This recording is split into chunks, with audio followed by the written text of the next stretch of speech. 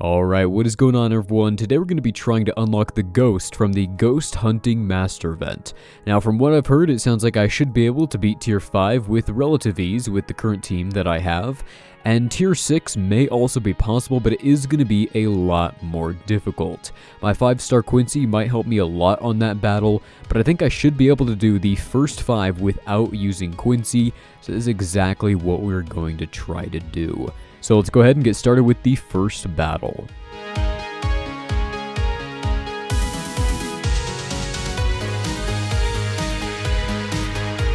Well, that first battle was unsurprisingly extremely easy, and I assume the next few will be as well. Tier 4 is probably where it's going to start to get a little bit more difficult, so just go ahead and speed through the second and third battles as well.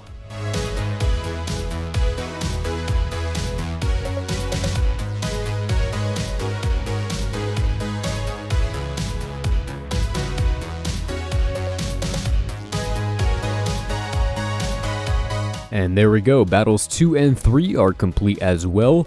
Now we have battle number 4, and then the one after this will give us enough tiles to unlock the Ghost. Now this is where it gets a little bit more difficult with a recommended level 50 and gear 5, but that still should be quite simple for most space teams, even if you are below that level 50 gear 5 mark. It's actually pretty likely that you'll have multiple units at gear 6 or even maybe 7, so this should be a battle that you can auto as well, similar to the first 3 battles here. And yeah, the health on the enemies here does not seem to be a lot. They do seem to be doing a little bit more damage here, but still it's not really enough to really leave that big of a dent even in the largely heal-less space team. So again, we'll just fast forward through this and meet up at tier 5.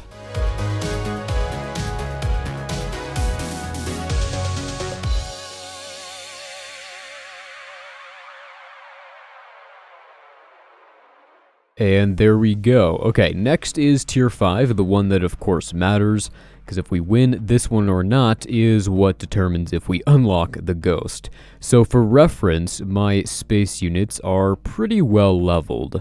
If we go to them right here, I have the abilities on all of these characters max 5s across the board. Commander Cold and Kelvin are both at 7. Reed and Locust are at 6+5.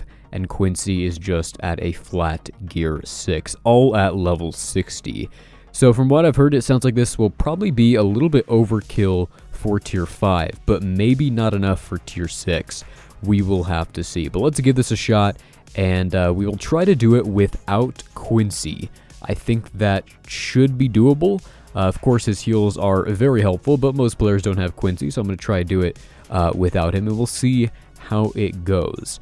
Now we do still have some heals, even though we don't have Quincy. Of course, Locust can heal himself, Kelvin has heals, that type of thing. And Kelvin can give damage block, and so can Commander Cold, and that, of course, helps to reduce incoming damage as well. So right off the bat, I'm noticing 2 things. One, they don't have a lot of health, and they're not doing a lot of damage, but there are 16 total enemies in this battle.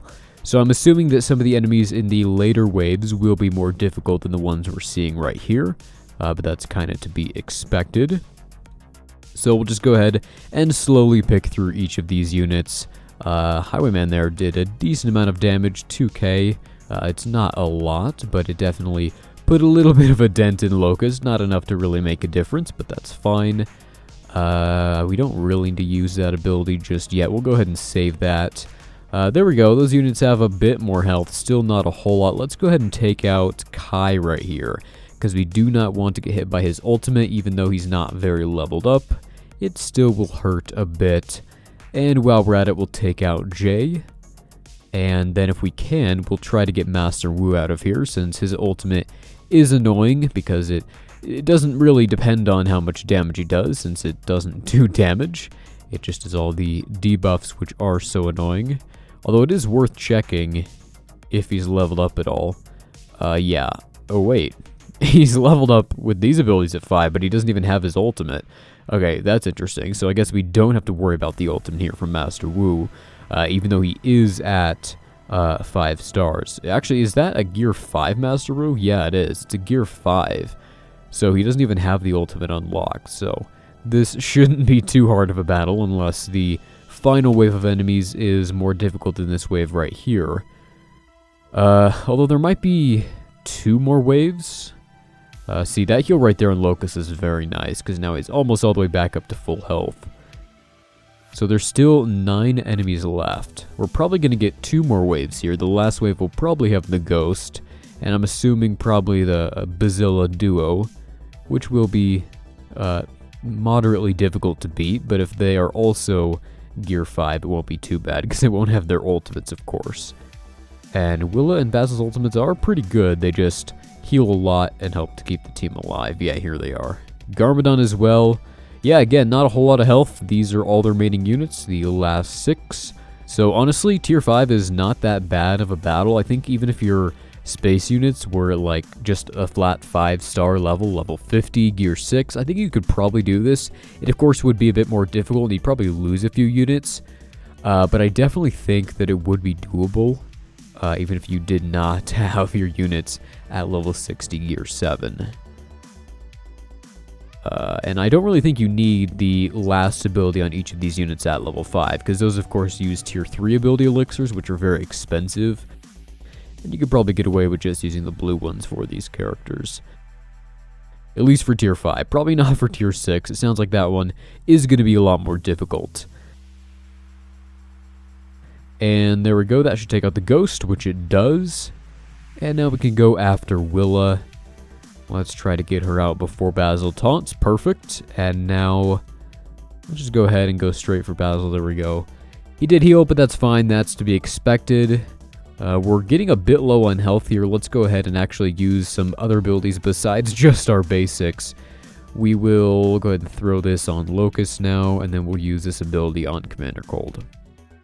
There we go.